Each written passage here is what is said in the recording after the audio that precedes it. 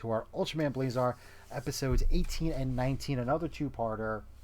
Um, really big two episodes because it really started getting like the first episode somewhat, but then 19 really started getting into the what Yeah. really happened here of the big Blazar mystery of what government agents are working for the aliens, what's going on here. We get a lot about Emmy's family's backstory here. So we start off episode 18 with this new kaiju just emerging. It's called just Urgo, which is just a really easy name to remember. Starts spewing out all this smoke, and it kind of just looks like this hand puppet coming out of the ground. It's not a hand puppet, but it looks like it is. It's like a snake head with like two faces on each jaw, kind of, Yeah. and it's just kind of in the city. It's not destroying anything, but it's polluting. It's causing all of this gas, this Yeah. pollution, poisonous gas that's out there, and It's uh, not destroying anything either. It's literally just like standing there, just yeah, just and it's causing not pollution. and it's not constantly pumping it out either, which is weird. Yeah, it comes in waves. Yeah, it's just like, oh, it's time to just shoot some Yeah, gas. which they So get it's into that later. Why it's not constantly doing it, yeah. but So yeah, you can go. Yeah, yeah, yeah. So they're kind of just at the base talking about it, but the the their captain comes in and they're right off the bat ordered just to stand down and stop investigating it, which is kind of weird. Like they're like, yeah, just stay away from Irugo. You're not to be involved with it. But Gento and Enemy suspect that this might be the beginning of the third wave, so he sends her on her own to go start investigating it further. And he's kind of like, yeah, I'm not going to listen to that order. He's like, because we're eventually going to get called into this mess, so I want to be prepared for it. yeah. And So he's like, I think he's just starting to suspect the director and higher ups of being involved in this yeah, conspiracy. yeah, absolutely. I mean, but it's the he's not the director. He's the chief. I keep Chief, calling yeah, him the whatever, director. yeah, The director is the person that we see later on. yeah. Spoiler alert. um. So yeah, Emmy goes on her way. She starts investigating, and sure enough, the GGF is handling it, and they handle it by launching an attack on it. They send tanks, and it just kind of pisses off Ergo, and it spews more gas. It grabs a tank and it throws it into the sky, and it's just causing damage now. So Scar says, "Screw it, we're deploying Earth Garen," and they do that, and then Emmy she gets a lead that there's this Professor Nishizaki. She had this locket that she had. She didn't get it yet. Oh no, Yeah, yeah, she didn't get sorry. it yet. You're That's at skipping. the end of the episode. Yeah, Yeah, I'm skipping around here. Uh, she knew that he was connected to the work with her dad, so she sets out looking for him, and she finds him pretty quickly because she's Emmy and she's just good at her spy job and getting her information and recon. And he's kind of pissed that she stops him. She's like, "Leave me alone. I don't want to talk to you." And he refuses to answer any questions. And Earth Garen finally arrives after being dispatched, and they retrofit him with basically they retrofit his engines with these air filters that filter out yes, the ergo gas. And so basically, Ergaron isn't fighting Ergo. He's just kind of standing there, sucking in all the city air, trying to clean it up. yeah, And he's basically a giant air purifier. yes, which just as a side note, how depressing is it that we have to have a Ultraman episode about air purifiers? Because it's like it's a normal thing now. Like you need air purifiers, like Yeah, all the time. It's just like yeah, have air purifier. Yeah, no problem. Yeah, we they're have all over the crappy house. allergies, crappy air quality. Yeah, Yeah, wildfires all the time. Like yeah, you just need air purifiers as a common thing now that people just have. yeah. When that wildfire stuff came blowing down here last year, oh my god, Yeah, that was yeah. We were lucky because I was over in Jersey, but oh when we came yeah, back, they had that little second wave that was pretty yeah. bad. Oh my And like god. Emmy was one of these people that were just out there just going in raw on this polluted It's air. true. It's Her true. and the scientists were the only characters not Yeah. wearing a mask. Yeah, that's All the other true. main cast were wearing masks. You know what? That's really true. I did not realize that. Oh my god. Because we're gonna cut back to the fight here because it actually gets resolved decently quick, but still takes some time. Ultraman Blazar. So they clean up the air so much that Irugo transforms into Gebalga, which was that EMP monster from a few episodes back, and it just stays in its ball form, so it's not releasing the EMPs, but it starts like bouncing off things, destroying and attacking Blazar. Blazar is getting kind of whipped because then a bunch of Irugo start coming out of the ground. It's like catching his hands. He's trying to fight off Gebalga. And this is kind of the first time Earthy starts to get a little bit involved with this. This is the first time that Earthy kind of feels useful. Like Earth Garon was actually taking down enemies and fighting with Blazar, just not also being there. It's just kind of like the first like actual real good team up. I've been wanting to see this for a while. I'm thinking that the Earthy AI is actually like a huge upgrade for Earth Garon, where I guess this Scar team just piloting by human alone was just not enough. Yeah. I mean, I think that's really helping them with these fights. And another thing that we kind of missed going through here is throughout this episode, we kept seeing Gento go back and forth with his wife. His son June's kind of bummed that he hasn't been home, and his son June made him a bracelet that he hadn't worn. He kind of just left it there by the TV stand, and now he's wearing that to work. And his wife calls him. She's like, he's having a bad day again, and would you be able to come home early? And he's like, no, yeah, I'll definitely come home. And then all this hits the fan, and it's like, yeah, I'm not going to be home early. I'm going to be home a lot later than I thought. Yeah. So, yeah, before the whole fight goes down, the subway's collapsing, and he does help a GGF team out of a collapsed subway by blasting it open. And there was a news crew with the GGF team when the initial attack happened, and he gets caught on camera doing that. And his wife still thinks that he's just an engineer, and this kind of blows up his spotlight. But we'll get back to that later on. Yeah, I think that's episode 2. No, that's this episode. Oh, that's this episode? Yeah. Oh, yeah, man. Yeah, that was this they were episode. so linked together. I was like, it is. And there's like it 3 is. storylines going on at the same time. Yeah, there was a lot going on with these 2 episodes. So we should have stated this is a 2-parter, but it's like a walk-in 2-parter. Like, so, yeah, they keep fighting. The 2 of them kind of whip up these Irugos and the Gebalga. Yeah. That we find out that Irugo is kind of the Gebalga larva, and the chief gets told that the chief is the older guy, not the director that we've been talking about. I'm losing his name now. Dabashi. Yes, Director Dabashi, not the chief, gets told that Emmy has approached the doctor, Nizaki, and he goes, all right, it's about time. He's like, I think we're going to get close to some answers here. Yeah. And, so those Irugo are defeated, and Gento goes home, and he's like, I'm so sorry I'm late. And his wife's like, no, that's okay. She's like, June's actually happy. And she's like, happy? What's he happy about? And she's like, he saw you on the news. He's like, the news? And then the footage is there of him rescuing the subway, and they're like, listen, we know you're doing this. He thinks you're a hero now, but just be careful. She's like, you got to remember you have a family. And then he's kind of like, all right, yeah.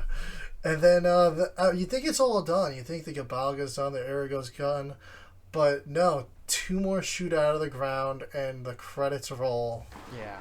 So, into episode 19, it opens up with Emmy. Well, Gento's at the cafe, and Emmy kind of sneaks up on him. She gets a locket from the doctor, and it's just like a picture of her with her wrong birthday on it, and it's basically like her dad was just not that great with dates, and his favorite scientist had a birthday the day after hers. So her birthday's actually today, not tomorrow. And he's they're just like, oh, happy birthday, and then she's just like, oh yeah, he told me about this black hole, this wormhole device, and it got out of control. It was an alien device, and we're going to be, kind of investigating it. Like that's what was going on at that hangar. Yeah, she had said that like they had found this device. They were brought. It was the device originally was from America, and it was brought to Japan. And her dad was the lead scientist on this project. And that day, when we've been seeing the flashbacks of Gento meeting Blazar and everything, her dad was one of the scientists there, but he was at the epicenter of this wormhole, and he got sucked into it. So they're like, oh, this locket has to be something. There's got to be more to this locket than that. So they kind of put two and two together. She goes to this base and starts looking around on her own. We eventually find out at the end about that, but let's move on to what's going on with the Irugo. The plot of these episodes are so jumping around because they're covering a bunch of storylines at the same time. So, last episode we saw 2 Irugos pop out of the ground. Now they're like everywhere.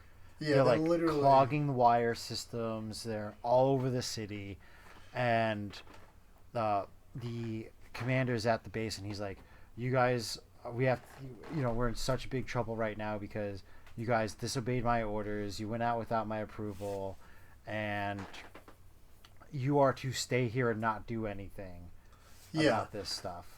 And then, like, once again, we got this alien on our hands just intervening and everything, Blazar. And then the team kind of stands up for Ultraman Blazar. They're like, listen, Blazar hasn't been showing us up. He's like, we work together with him now. He's a member of her team now. And then Gento gets a little flash of his Blazar coin, and, like, Blazar kind of, like, gives him a little jolt. It's like, oh, wow, I'm on the team. And, anyway, the captain's like, listen, your team's grounded. You can't do anything. But once again, we've seen that throughout the series. That doesn't mean anything to them. Yeah, they don't listen to him. Yeah. So, again, they go out. They dispatch Earth Garon. And, they're trying to figure out, like, what's going on with now there's a giant brooding Gebalga, which is basically a Gebalga that's like 2-3 times the size of regular Gebalga. It's even bigger. It's like towering. Yeah, it's gigantic. It dwarfs Ultraman. It's just Ultraman, like huge. The Irugo were using this giant communication space as a hive, and that's where this giant brood Gebalga rose out of. So the team's like, yeah, we got another Tilsonite spear ready for this one. We're gonna do it big this time. So brood Gebalga is just like we said, massive, destroying the city. So and he puts out the EMP. So they jump into the action, and the EMP takes down Earth Garon, and Gento was like, oh crap, I gotta get into action here. He turns into Ultraman, pulls out the Tilsonite sword, and it gets shattered like instantly by Gebalga. It's unaffected, so Ultraman does not have his Tilsonite sword anymore. And then on top of that, Gebalga kind of like bends down and just like eats Blazar, like absorbs him. So Ultraman is now inside Gebalga, and Emmy has gone back to that facility where the experiment happened, and there's some weird action going on where the black hole was formed, and it's like freaking out. The facility starts shaking, and out of this black hole comes this giant phoenix-like kaiju burning, freaking out, and it goes nuts, and it wants to break free, so it gets out of the facility and goes all the way to the city where Ultraman's fighting Gebalga, Yeah, and I And think one of the things to note about this facility is that like they show what the black hole looked like in a flashback, and it looks just like the black hole that Gento saw when he first meets Blazar. It's the same looking black hole, and they said that this machine was supposed to get them to communicate with the end of the universe. So that very well could be like basically where Blazar came from was probably the activation of this. yeah, And Emmy's dad is there, and he helps Yeah. her, but he's like Yeah, a she, force like, ghost. trips. Yeah. Yeah, like she like trips and then she like gets picked up by him, and he doesn't say a word to her though. Until like the very end. And yeah, He says like, "I'm proud of you," or something. Yeah. And then he just disintegrates into blue dust. yeah. And did he say, no? He actually says "Happy Birthday" Yes. and disappears. I think that's all he says. Yeah, it was like, it was very weird and unexplained. Yeah. So yeah, it really was weird. I don't know if he was like just there, like if he, I don't know. Well, Yeah. we'll get back to that towards the end and theorize about that. But let's get back to what's going on here. So this giant phoenix thing breaks out of the facility, flies by all these Irugo that have sprouted up, and they just disintegrate at the touch of this thing. And it gets to the Gebalga. Ultraman gets free, and he now gets a new coin. And then he grabs the Tilsonite spear from Earth Garon, and he repairs his sword. He now has a new sword, but now combined with this new Kaiju Phoenix thing. It's almost like He a gets his- bow staff sword Yes. spear on the bottom, It's dagger like thing. It's awesome. The Tilsonite sword now has a like fiery spear thing on the bottom, and Ultraman Blazar is now like super OP, like It's like God mode, basically. yeah, God mode, and he just destroys this Gebalga like that. Like it's over. Yeah. And so after Emmy's dad disappears and says happy birthday, she finds a lockbox and a key in the base. Well, she finds a key to a lockbox, and sure enough, she opens the lockbox. It contains a journal about the experiments. They were trying to find the objective of V99, the alien whatever on the other side. And that's when Director Deboshi walks into the room and takes the journal and thanks them for all their hard work. He's been trying to track this journal down for years, and she finally found it. And he goes, oh, I've also suspended the chief of staff as well. And he's like, yeah, you guys are free to, are able to go free. And he's like, this is the last remaining thing I have of my dad is this journal. And he's like, yeah, you should just go. Yeah. So So they leave, and they kind of talk about this whole Phoenix thing, and Gento ends up naming it, what's he name it? I wrote it down here. it's like Fire Dragon. Yeah, Fire Dragon. Yes. Yeah, Fire Dragon. And yeah, that's basically the end of the episode. One of the, it's like, obviously they're going to explain this. We have 6 more episodes left. But it's just like, obviously the higher-ups of SCARD and GGF, they're involved directly with, like, the aliens or causing this alien invasion or something. Or they are aliens. I wouldn't be surprised if they're Zetan or something. I don't know. But, like, why make these organizations that fight against them and direct them? Because even the director was just like, yeah, you can resume your normal SCARD duties. Because the chief of staff was like suspending them, like no, you guys are grounded, you guys aren't doing anything. And he's just like, yeah, go do whatever you want, I don't care. Like, you're not going to affect my plans at all. Yeah. So it's just very like, what is going on here? Yeah, I don't know if the chief or I don't know. I feel like one of them is trying to cover it up while the other one is trying to move it forward. So I don't know who's doing what. I feel like the chief was trying to cover it up, but the director's like, listen, yeah, whatever. You got an idea of what's going on now, and it still doesn't affect anything that's going to happen with my plans. It's very strange, and obviously this is probably going to get explained in future episodes, but... And then when it comes to Emmy's dad, like, I don't know, like, is he alive on the other end of that black hole, but, like, he's been there so long, like, Probably. he doesn't possess the energy to fully come through or something? I have no idea. Or is he just really dead and his spirit was just lingering in that black hole. Like, that was, like you said, there was little to no explanation about that part there. And if that's the last time we see her dad, or she sees her dad. But, yeah. 2 crazy episodes that were basically like one long episode with lots of different plot lines and things going on and questions getting answered and more coming up for the series. I mean, we're getting there.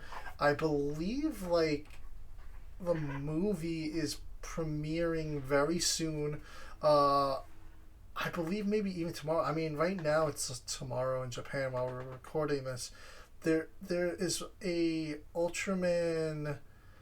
I'm trying to blank here now. Seven Sun. It's the 15th Ultra Seven Sun. It's the 15-year anniversary of his Zero. Am I? Oh, I thought you were saying it was called Ultra Seven Sun. Yeah, I was like, I have no idea what you're talking Zero? about. Yeah, Zero? Ultraman Zero, yes. Yeah, it's the 15-year anniversary of his series. I think they're going to be doing something for that. But there's been rumblings, copyrights, and lots of names being trademarked by Soberaya. The next series, I believe, is going to be called Ultraman Arc. It's got a lot of very angelic and different kaiju and aliens named after angelic things and beings. The rumors on a lot of the forums and pages very early today is that trailer might be dropping for the next series, like, imminently. Like, by the time we get this review out or this episode of the podcast out, there might be a trailer for the next Ultra series. So, yeah, keep an eye out for that. I don't quite know what the status is on the movie and where that's going to be streaming, if it's going to be streaming. It would be a real bummer if they gave us this whole series and we don't get to see the movie on YouTube. Yeah, so as of right now, the movie has premiered in Japan. That was back in February. Actually,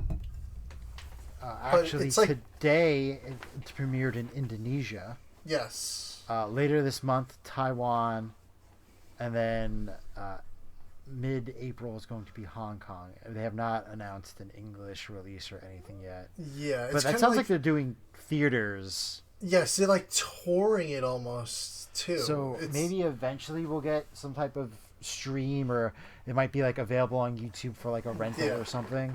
Yeah. I would hope so, because it's like, why would you go through the whole issue of doing an English dub and giving it away for free, and then having the movie and it just not be available? Yeah, yeah.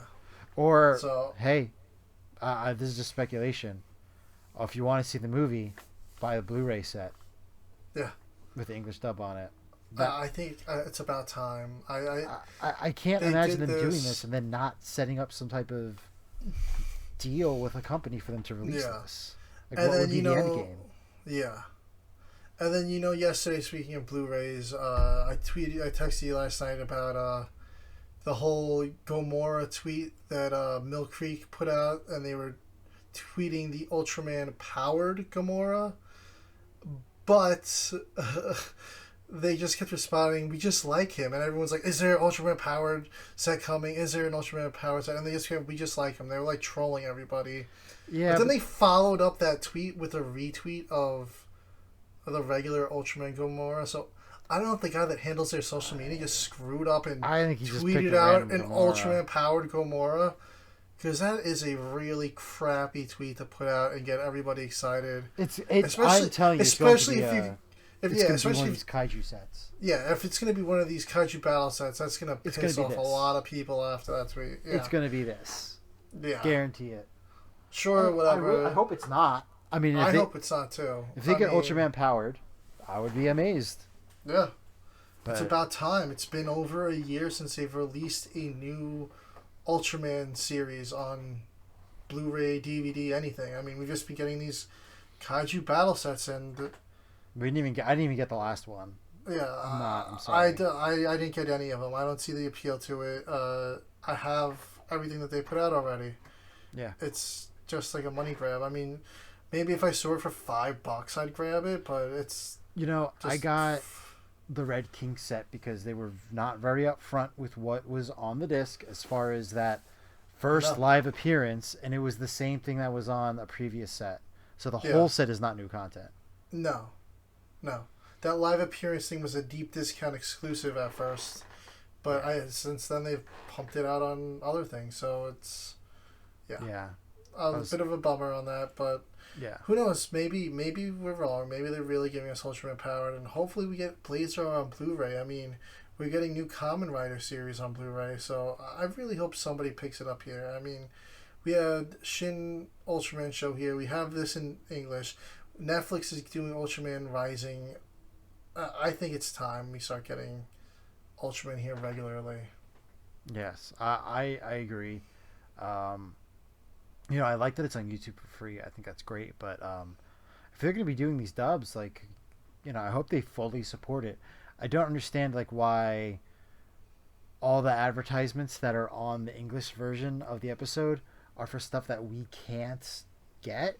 Like, why do I that? guess I don't know. I guess because it's still technically on their channel for Japanese. We're just getting the English track. We could still select the Japanese with subs if we wanted. I get it, but just like it just feels like you're missing a portion of the audience I guess that you it's a could way. be selling to. Yeah, that's true. Yeah, That's absolutely true. but But I guess we'll have to see what they do with it from here on out. I mean, yeah, no, I'm excited for the series. I just yeah. want the best for Ultraman. No, me too. Absolutely. Yeah, and if they have to dub the Gridman universe movie themselves as well, do it. I want it. I really want that damn movie, man. I mean, I Yeah. think it's crazy that it's been out It for sounds like they're like. doing like a sequel series, like Gridman. I sent you Dude, like it's like a touring series. I don't think it's actually like it's like a series of tours. I don't know what it was.